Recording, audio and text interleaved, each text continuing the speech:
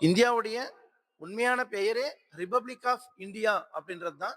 So republic அப்படின்றது என்ன அப்படின்னு பார்த்தீங்கன்னா, இந்தியா என்ற ஒரு நாட்டை எந்த ஒரு அரசனோ, ஒரு அரசியோ, ஒரு குழுவோ ஆட்சி செய்ய இயலாது.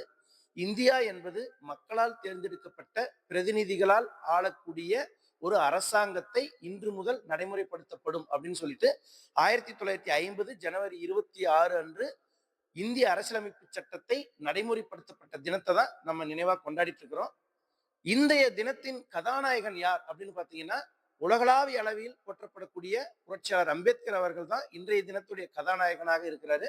இன்றைய தினத்துக்கு அம்பேத்கர் தினம் அப்படின்னே ஒரு ஒரு பேர் வச்சா கூட அதுக்கு மாற்று கருத்து இல்லை. ஏன்னா இந்தியா என்பது சுதந்திர இந்தியா அப்படின்றது வெள்ளக்காரனால் இங்கிலாந்துல போடப்பட்ட சட்டத்தால் 1947 ஆகஸ்ட் 15 அன்று நம்ம சுதந்திர தினத்தை கொண்டாடுறோம்.